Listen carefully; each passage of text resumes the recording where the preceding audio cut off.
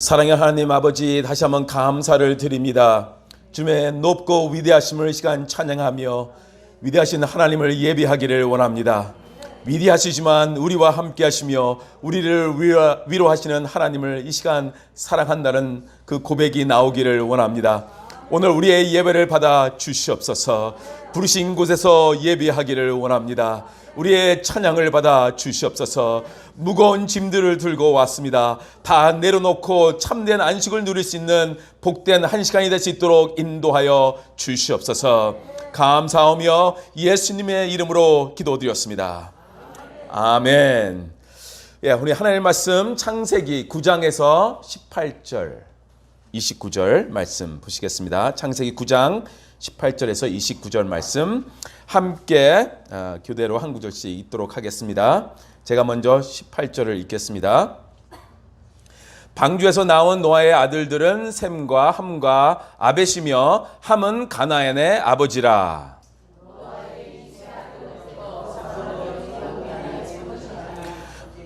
노아가 농사를 시작하여 포도나무를 심었더니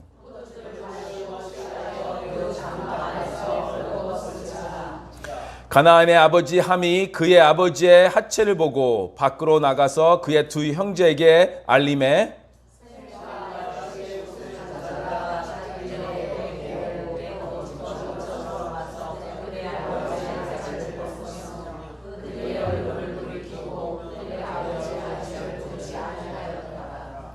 노아가 술이 깨어 그의 작은 아들이 자기에게 행한 일을 알고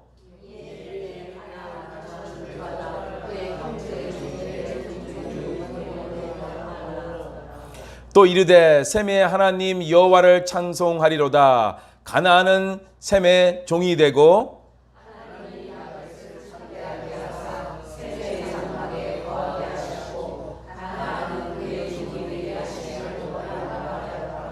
홍수 후에 노아가 350년을 살았고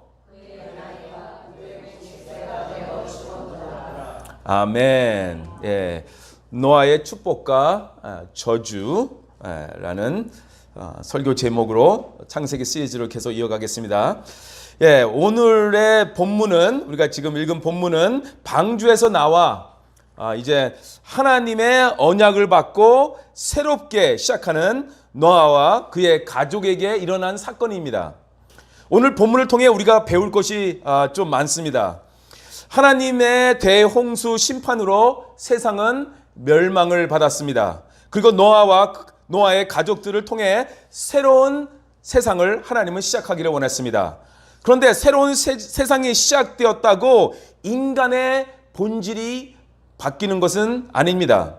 인간이 새롭게 시작한다고 죄가 사라진 것은 아닙니다. 하나님께서 인간에게 약속을 주셨다고 언약을 주셨다고 죄가 사라진 것은 아닙니다. 하나님의 축복을 인간이 받았다고 죄가 사라진 것은 아닙니다. 나무를 잘랐다고 뿌리가 뽑힌 것이 아니듯이 죄의 형상은 제거될 수 있지만 죄의 뿌리는 남아 있는 것입니다. 무시무시한 홍수를 경험하고 그 가운데서 하나님의 인도하심을 받고 방주에서 나오자마자 하나님을 예배하고 하나님의 언약을 받은 노아와 그의 가족의 이야기를 보면서 인간에게 남아있는 죄가 얼마나 무서운지, 얼마나 이렇게 지극히 우리를 괴롭히는지 그걸 오늘 배울 수가 있는 것입니다. 잘 나가다가도 이렇게 죄를 범할 수밖에 없는 인간의 모습을 볼 수 있는 것입니다. 방주에서 나온 노아의 가족에게 하나님은 복을 주시면서 축복의 명령을 하셨습니다. 그 축복의 명령이 무엇입니까? 생육하고 번성하여 땅에 충만하라. 1절에서도 그렇게 말씀하셨고요. 7절에서도 하나님께서 그렇게 말씀하셨습니다. 그래서 그 축복의 명령을 노아의 가족이 지킵니다. 18절, 19절, 20절 말씀 보시겠습니다. 방주에서 나온 노아의 아들들은 셈과 함과 아벳이며 함은 가나안의 아버지라. 노아의 이 세 아들로부터 사람들이 온 땅에 퍼지니라. 노아가 농사를 시작하여 포도나무를 심었더니. 홍수 심판 이후 새로운 세상에서 아주 시작은 좋게 보입니다. 아무런 문제가 없이 보입니다. 노아의 아들들이 후손을 많이 낳기 시작을 했습니다. 이 세 아들로부터 온 땅에 사람들이 퍼졌다고 성경은 말하고 있습니다. 모든 민족과 열방이 셈, 함, 야벳으로부터 시작을 한 것입니다. 멸망을 당한 세상에 새로운 자손들이 퍼지게 된 것입니다. 우리가 19절, 20절에서 정말 열심히 살아온 노아와 그의 가족을 보게 됩니다. 노아의 아들들은 하나님의 축복의 명령을 순종해서 정말 인구가 땅에 충만하게 되었고요. 노아도 보니까 농사를 열심히 지었습니다. 포도나무 농사를 시작했다고 지금 말하고 있죠. 대홍수의 끔찍한 기억도 지나고 다시는 물로 심판을 하지 않겠다는 하나님의 무지개의 언약도 받았겠다. 열심히 노아는 일하면서 살기 시작했습니다. 희망이 있습니다. 소망이 보입니다. 포도나무를 심어서 열매를 거두고 포도주를 만들게 됐다는 것은 희망의 상징을 지금 보여주고 있는 것입니다. 왜냐하면요, 땅이 심판의 저주에서 어느 정도 풀려나는 것을 지금 보여주고 있잖아요. 그래서 생명력을 발휘하기 시작했다는 뜻 아니겠습니까? 땀을 흘려서 열심히 일을 했는데 땅이 그 결과를 주었기 때문에 소망이 있는 것입니다. 그 소망의 메시지입니다. 에덴 동산 같지는 않겠지만 그래도 땅에 결과물을 준다는 것은 좋은 소식입니다. 인간에게 소망이 있는 것입니다. 그러나 그 포도 열매로 인한 결과물 무엇이죠? 포도주.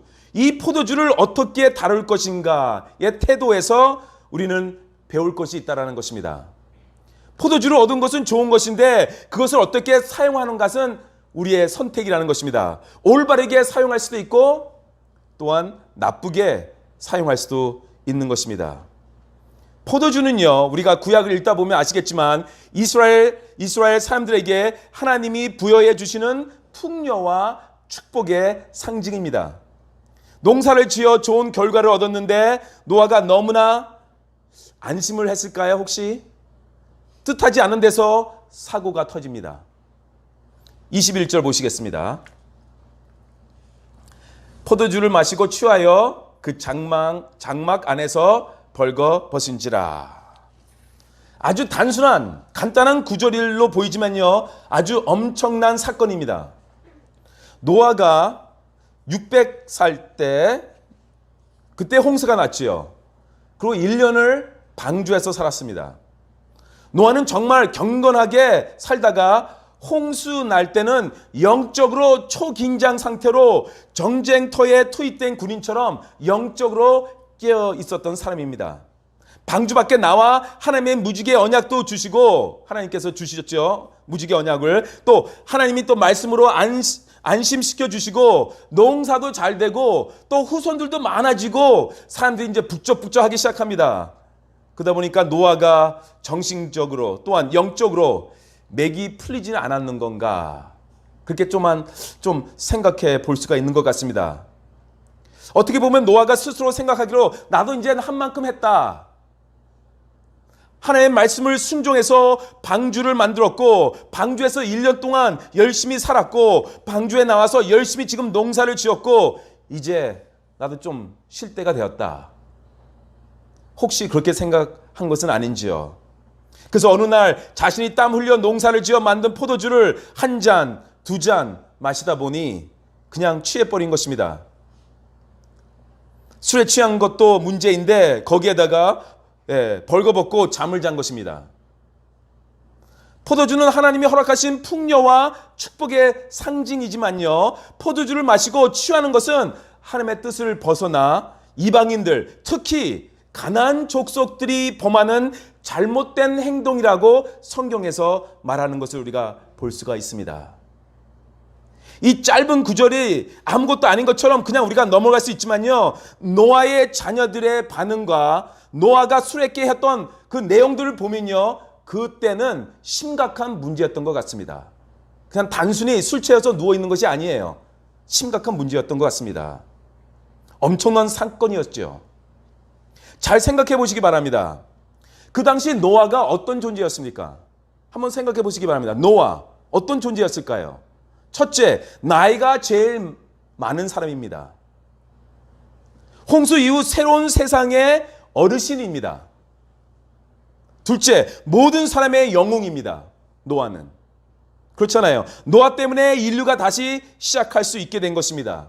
셋째, 믿음의 롤 모델입니다. 믿음의 아버지입니다. 존경하며 본받고 싶은 사람이 바로 노아였던 것입니다. 하나님의 말씀을 끝까지 순종하여 새롭게 시작할 수 있도록 길을 열어준 사람이 노아라는 것입니다. 그런 존재입니다. 지금 노아는. 그 당시에.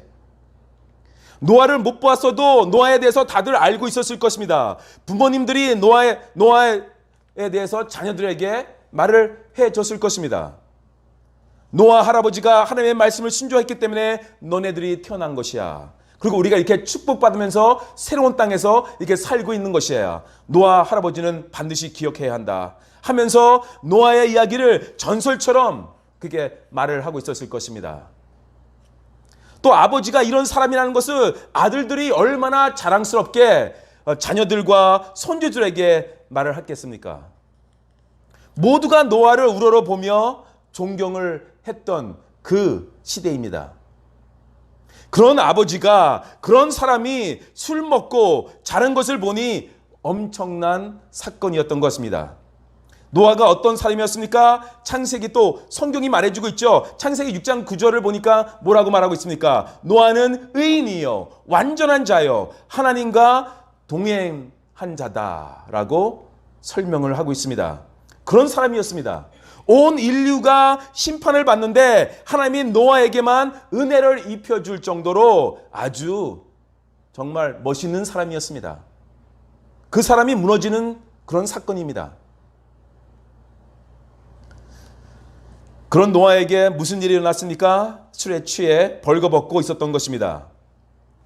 혹시 노아가 영적으로 나태해져서 그런 일이 일어난 것은 아닌가요? 모든 일이 잘 되면서 방심하게 된 것은 혹시 아닌가요?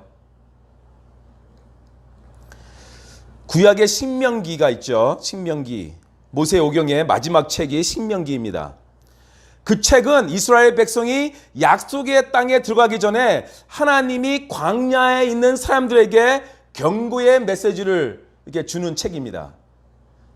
신명기에서 하나님이 말씀하시는 것이 있는데요. 그것이 무엇입니까? 일이 잘 될 때 방심하게 되어 올 수 있는 영적인 타락을 조심해라. 그 내용이에요. 그게 주제예요. 신명기의 주제가. 그러니까 노아의 영적인 상태가 제일 좋았을 때가 언제일까요? 노아가 영적인 상태로 제일 좋았을 때, 노아의 영성이 가장 건강했을 때 혹시 언제 있을까요? 저는 아마도 방주를 만들면서 그 경험했던 그 여러 위기와 조롱과 어려움 속에서 방주를 끝까지 만들기 순종했던 그때가 아니었는가 그렇게 생각을 해봅니다. 우리도 보면요, 외형적으로 가장 힘들 때가 영적으로 가장 단단해 있을 때입니다. 저도 그런 경험을 많이 합니다. 그런데 일이 잘 풀리기 시작할 때 그때부터 위기가 올 때가 있습니다. 그때를 조심해야 돼요. 그래서 사탄이 인간을 타락시키기 위해서 적당히 잘 살게 해준다는 말도 있잖아요. 적당히 성공하게 해준대요, 우리를. 적당히 권력을 우리에게 준대요. 그때부터 인간은 교만해지고 잘난 척하면서 무너지기 시작하는 것입니다. 적당히 교회를 부흥시켜 줍니다. 그러면서 이제 목사가 교만하기 시작하고 타락을 하는 것입니다. 기독교가 타락하기 시작했을 때는 핍박이 끝난 다음부터였습니다. 교회가 돈 있는 사람들하고 어울리고 왕하고 어울리고 권력 있는 사람하고 어울리면서 그때부터 기독교가 타락하기 시작한 것입니다. 교회가 그 당시 15세기, 16세기 르네상스의 인간주의, 성공주의, 물질주의, 성과주의를 따라가면서 하나님의 말씀과 멀어지기 시작하죠. 그런 여러 가지 문제가 있어서 종교개혁을 했는데 지금도 종교개혁 바로 그 전 시대와 다를 바 없습니다. 너무나 비슷하게 진행을 하고 있는 것 같습니다. 그래서 우리는 깨어서 기도를 해야 합니다. 겸손해야 합니다. 하나님을 붙잡아야 합니다. 그래서 우리는 잘 나갈 때 조심해야 합니다. 광야가 끝날 때부터 조심해야 합니다.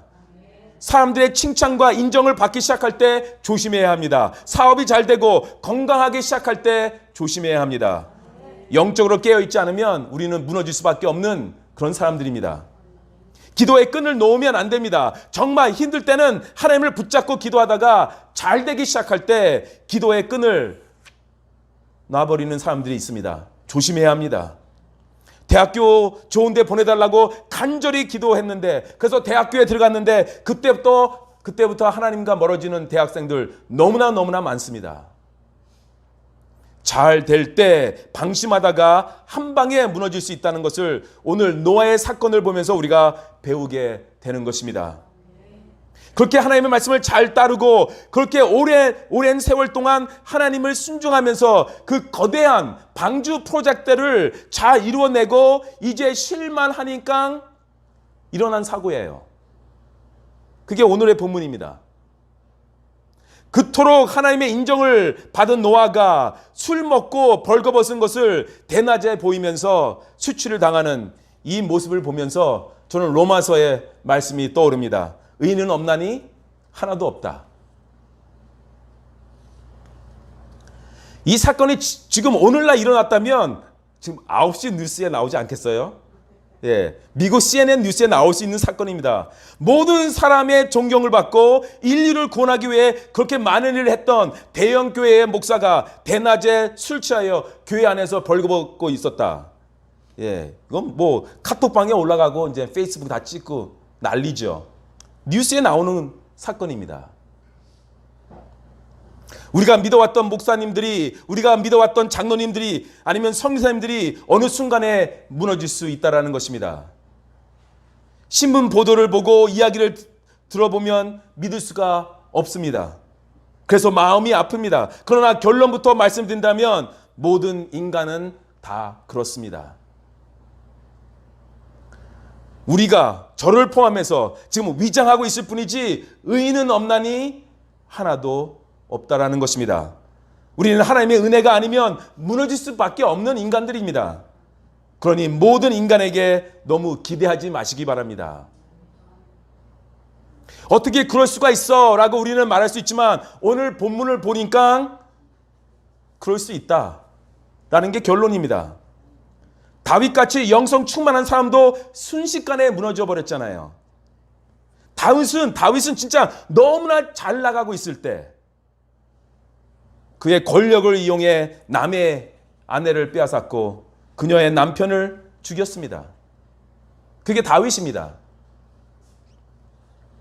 나는 절대 그러지 않을 것이다 라고 그 누구도 말할 수 없다라는 것입니다. 죄의 피가 우리 안에 다 흐르고 있다라는 것입니다. 존경받는 사람이 타락과 욕망의 길로 순식간에 떨어질 수 있다라는 것입니다. 노아 같은 사람이 그렇게 쓰러졌다면 우리도 예외는 아닙니다. 노아가 포도 농사를 지은 것에는 아무런 문제가 없습니다. 그렇지만 농사로 인해 얻어진 결과물을 어떻게 다룰 것인가는 하나님께 영광을 드리는 삶으로 이어질 수도 있고요. 아니면 하나님을 욕되게 하는 일로 이루어질 수도 있다는 것입니다. 지금 미국에서 아주 잘 나가는 신학자가 있습니다. 뭐 독일 신학자들이 아주 유명한 사람들이 많은데요. 미국도 꽤 있는데 지금 이 신학자는 아주 유명하고 아주 잘 나가는 신학자입니다. 발트 얼맨이라고 하는 신학 박사입니다. 아주 똑똑한 사람입니다. 고등학교 때 수련회에 갔다가 준을 만났고 정말 성실하게 교회를 다니며 하나님을 믿었고요. 시카고에 있는 무디 대학교 또 위튼 대학교로 나와서 프린스턴, 그 유명한 프린스턴에서 박사 학위를 땄고 또 1년 동안 침례교회에서 목회도 했습니다. 그런데 박사 학위를 하면서 하나님의 존재에 대해서 또 예수님의 신성에 대해서 문제를 삼고 지금은 하나님을 믿지도 않고요. 예수님의 신성을 반대하는 책들을 많이 쓰고 있습니다. 그런데 그 책들이 뉴욕타임스의 베스트셀러 리스트에 올라가고 합니다. 많은 사람들이 읽습니다. 책을 그렇게 잘 써요. 근데 예수님의 신성을 부인하는 책들입니다. 자유주의 신학을 가르치는 프린스턴 대학원에서 신학을 공부하는 것은 죄가 아닙니다. 거기에서 배운 것을 가지고 하나님께 영광을 돌리느냐, 하나님을 욕되게 하느냐, 그것은 우리의 선택이라는 것입니다. 이 똑똑한 신학 박사는 잘못된 길을 선택한 것이죠. 우리도 그럴 수가 있습니다. 우리는 하나님의 주신 축복을 올바른 곳에 사용하기를 원합니다. 노아가 술에 취하여 청막 안에서 벌거벗은 채 누워있는 것도 문제이지만요, 그것을 처음 목격한 노아의 아들 함의 반응도 문제입니다. 22절 함께 읽겠습니다. 시작. 가나의 아버지 함이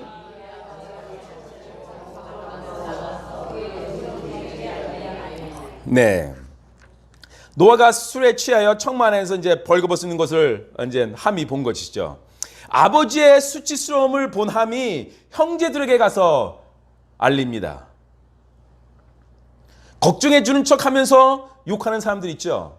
이 케이스예요. 지금 도와주는 척 하면서 소문을 뻗치는 사람들 있어요. 함이 그런 거예요. 지금 진짜 아버지가 걱정이 되었다면, 정말 아버지를 사랑하고 도우기를 원했다면 거기서 아버지의 하체를 가리고 나서 형제들에게 가야만 했죠. 아니, 더 좋은 것은 형제들에게 갈 필요도 없어요. 자기가 아버지를 도와야 했죠. 스스로 해결하면 되잖아요. 그런데 함은 형제들에게 가서 아버지의 실수를 보고했고, 아버지가 지금 어떤 상태인지 보여주기를 원했던 것이에요. 아버지에게 문제가 있다. 방주에서 나와서 예배드렸던 그 아버지가 이제 아니다. 한번 가서 봐라. 어떤 모습인지. 그게 함입니다. 이것은 제가 이렇게 생각해 보니까 함이 혹시 평소에 아버지에 대한 존경과 사랑이 별로 없었던 것이 아닌가, 그렇게 한번 생각을 해봅니다. 정말 아버지를 위했고 사랑했다면 그 순간 형제를 데리고 오는 것이 아니라 아버지를 도왔어야 돼요. 아버지 일어나세요 하면서 도왔어야 돼요. 혹시 아버지 노아와 아들 함의 사이에 어떤 깊은 상처가 있었던 것은 아닌지, 그래서 이 사건이 터져 버렸는데 지금 함이 그렇게 반응한 것은 아닌지 생각을 해봅니다. 똑같은 상황에서 함의 형제 셈과 아벳은 전혀 다른 반응을 보이잖아요. 똑같은 상황인데도. 이번에 미국에서 시위를 하고 폭동이 일어난 것, 우리가 뉴스에서 보면서 이번 하나의 사건 때문이 아니라 지금까지 쌓여있던 것이 한꺼번에 지금 폭발한 것입니다. 그 흑인들이 그래서 폭발한 거예요. 한 번의 사건이 아니에요. 지금 혹시 함에게도 어떤 문제가 아버지하고 있었는데 지금 그렇게 표현을 한 것은 아닌가. 그래서 셈과 야벳은 함과 전혀 다른 반응을 보이죠. 셈과 야벳도 어머니를 불러오고, 그렇죠? 동네 사람들 불러다가 아버지의 모습을 보여줄 수도 있었습니다. 근데 그들은 그렇게 하지 않았습니다. 아버지의 실수를 덮어주었습니다.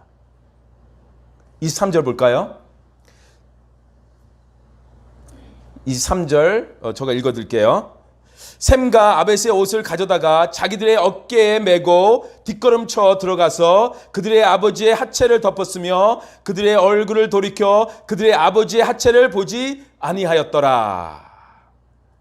함은 의도적으로 아버지의 수치를 고발했는데 두 형제는 아무 말 없이 옷을 가져다가 뒷걸음질 쳐서 아버지의 하체를 덮고 계속 얼굴을 돌려서 아버지의 하체를 보지 않았다라는 것입니다.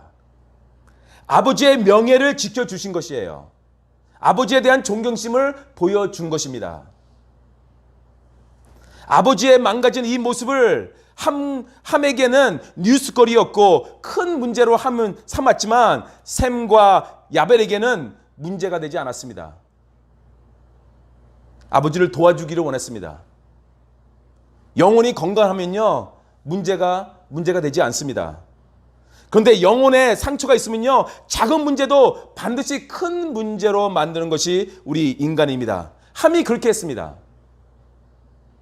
함이 아버지의 실수를 알리면서 소문을 내기를 원했던 것입니다.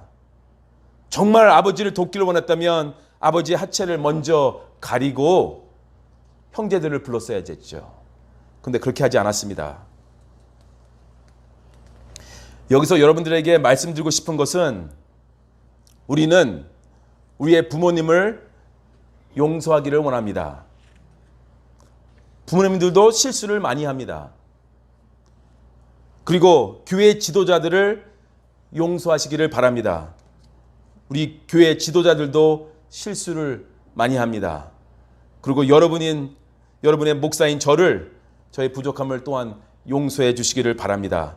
우리 모두는 실수를 하게 되고 그래서 서로에게 상처를 줄 수 있습니다. 그러나 우리는 예수 그리스도의 보혈로 서로를 용서하는 그리스도인들이 되기를 원합니다. 예수님께서 우리의 허물을 덮어주셨듯이 우리도 우리의 허물을 덮어주기를 원합니다. 노아가 실수한 것은 사실입니다. 그런데 노아의 실수는 하나님이 다룰 것이지 함이 아버지의 실수를 보고 다른 형제들에게 다 알릴 필요는 없었다라는 것입니다. 부모님의 실수를 용서하며 덮어주는 우리 모두가 되기를 주님의 이름으로 축원합니다. 부모의 허물을 덮어주지 않고 고발하고 퍼뜨린 함은 어떻게 되었을까요? 좋은 결과가 있을까요?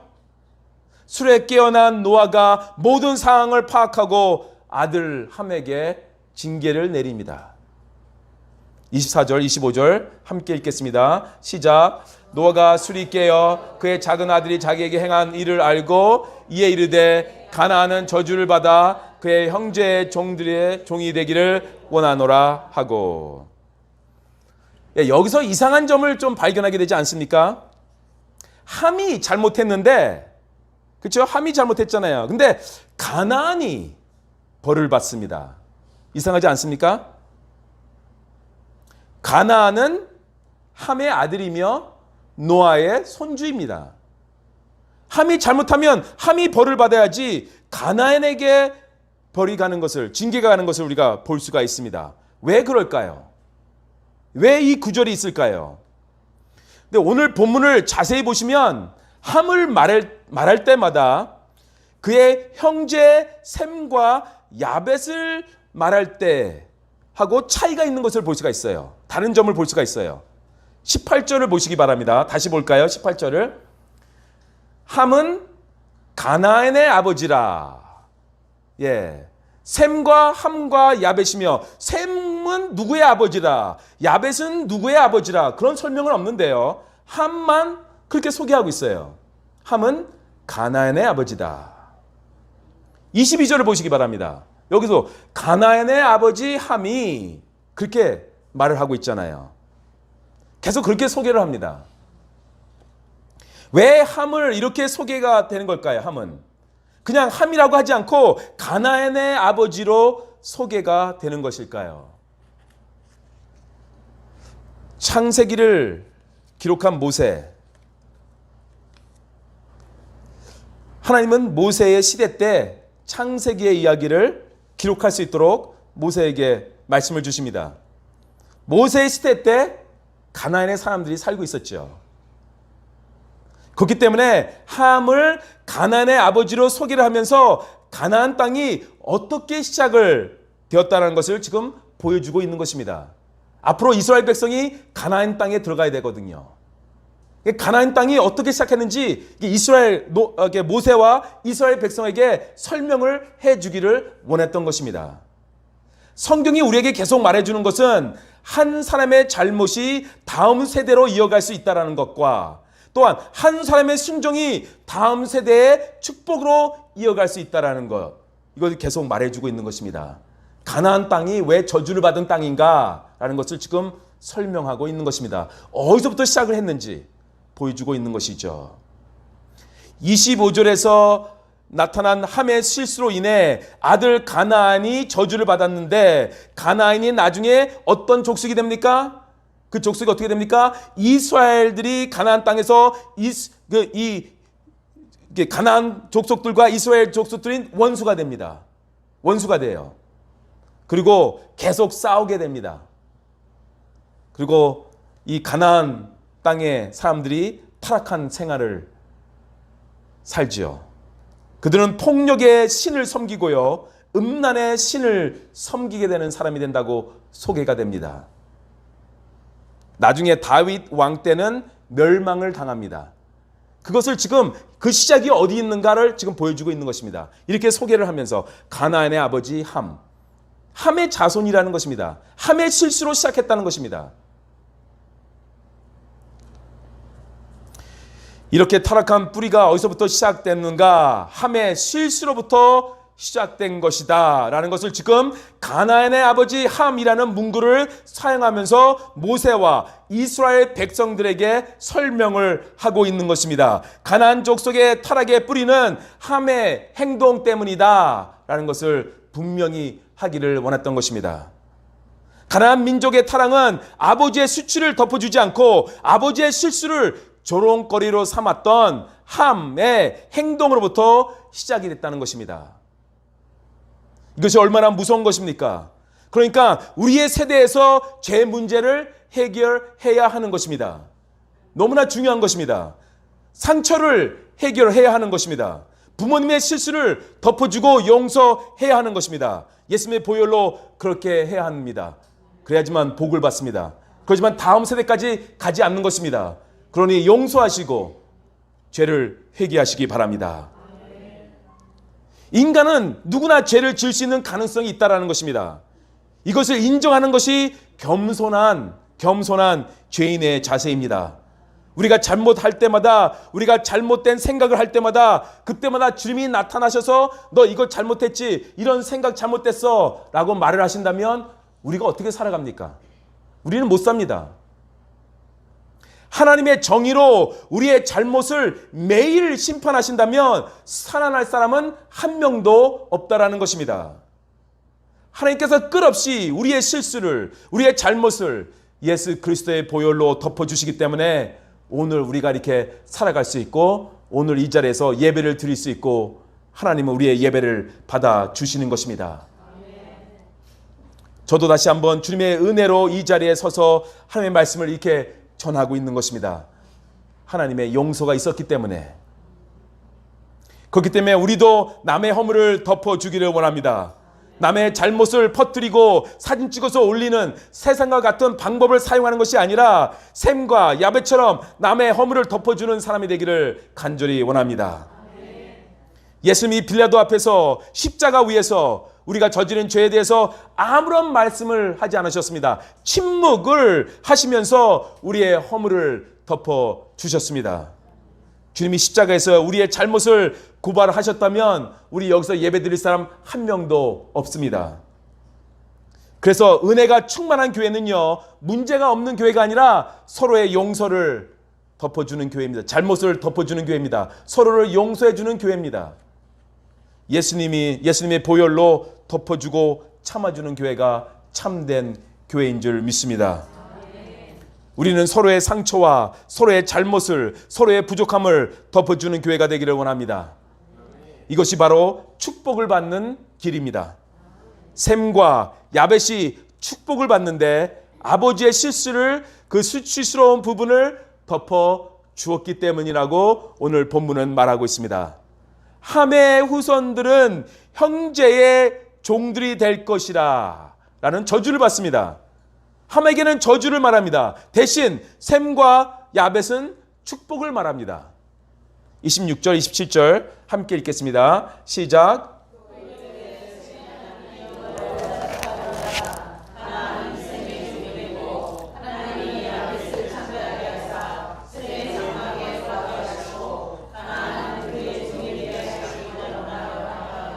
아멘.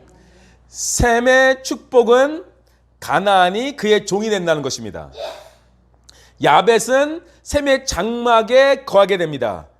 이렇게 함으로써 형제들 간의 서열이 분명해지죠. 이제는 분명해지잖아요. 셈이 가장 앞서죠.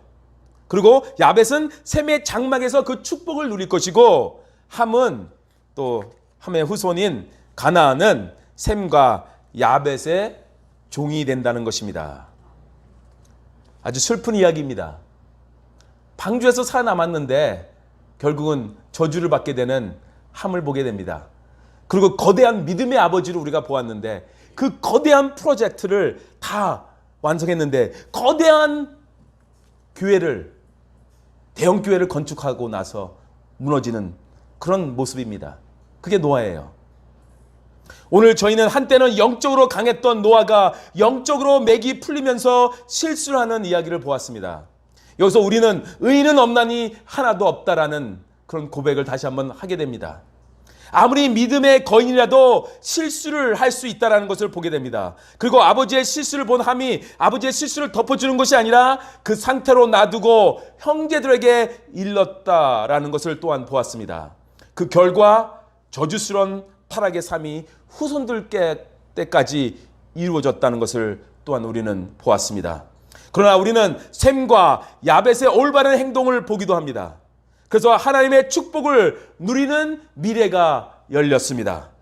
세상의 방법을 우리가 따라간다면 그 순간은 속이 시원하겠죠. 아니면 무엇인가 얻은 것 같겠죠. 좋아 보이겠죠. 하지만 결국은 저주라는 것입니다. 그것은 함의 선택이었습니다. 우리는 그 길로 가지 않기를 원합니다. 우리는 셈과 야벳의 길을 가기를 원합니다. 우리는 남의 허물을 덮어주면서 하나님의 축복을 우리와 우리의 후손들이 누리는 그 은혜가 있기를 주님의 이름으로 축원합니다. 기도드리겠습니다. 좋으신 하나님 감사합니다. 오늘 이야기를 통해서 우리가 많은 것을 배우고 또 많은 것을 느끼게 합니다. 아버지 하나님, 우리는 죄인들입니다. 잘못한 것이 너무나 많습니다. 그 잘못을, 서로의 잘못을 용서해 주면서 서로 덮어주는 교회가 되기를 원합니다. 아버지 하나님, 그래서 우리가 셈과 야벳처럼 주님의 놀라운 축복을 우리가 받고 또 우리의 후손들이 받기를 원하오니 인도하여 주시옵소서. 감사하며 예수님의 이름으로 기도드렸습니다. 아멘.